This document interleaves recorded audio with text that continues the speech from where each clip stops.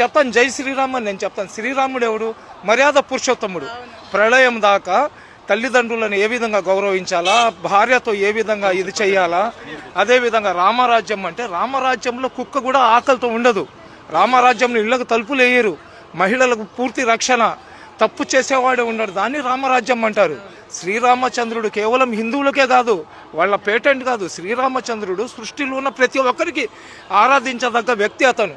అదేవిధంగా ఎవరైతే మన పరమశివుడు దేవాది దేవుడు అంటారు, శివుడికి దేవాది దేవుడు అంటారు. రాక్షసులకు అదేవిధంగా దేవుళ్లకు యుద్ధం జరిగినప్పుడు రాక్షసుల వైపు అమృతము, అదేవిధంగా దేవుళ్ళ వైపు విషం వచ్చినప్పుడు ఆ విషాన్ని అతను తాగేసి రాక్షసులను సంహరించి అమృతాన్ని దేవుళ్ళకి ఇచ్చినాడు. కాబట్టి అతనికి దేవుళ్లకు దేవుడు దేవాది దేవుడు అంటారు. పరమశివుడు కూడా తపస్సు చేస్తాడు. అతను తపస్సు ఎవరికి చేస్తాడు? ఏకేశ్వరుడికి చేస్తాడు. ఆ ఏకేశ్వరుడినే మనం అందరం వాళ్ళ బిడ్డలమే.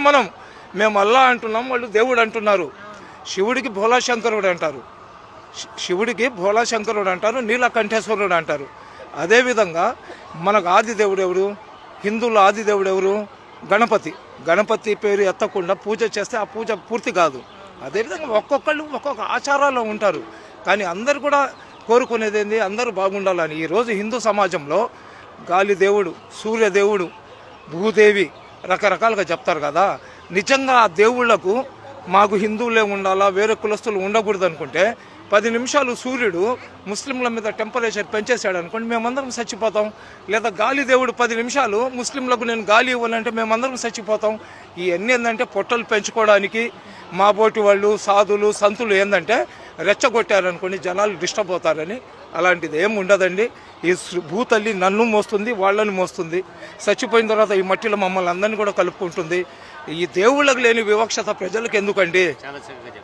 దేవుళ్ళకు లేని వివక్షత ప్రజలకు ఎందుకు? చెప్పేవాళ్ళు చెప్తుంటారు, వచ్చేవాళ్ళు వస్తుంటారు. సరేనా? అందరూ బాగుండాలా, అందులో మేము ఉండాలా. నా రాష్ట్రం సస్యశ్యామలంగా ఉండాలా, నా దేశం ప్రపంచంలో ఉన్నతమైన స్థానంలో ఉండాలా. అది ఒక్కటి ప్రతి భారతీయుడు కానీ కోరుకుంటే భారతదేశంలో ఆకలి ఉండదు, భారతదేశంలో నిరుద్యోగులు ఉండరు, భారతదేశంలో కష్టాలు ఉండవు, భారతదేశంలో స్త్రీల గౌరవం ఉంటుంది. ఈరోజు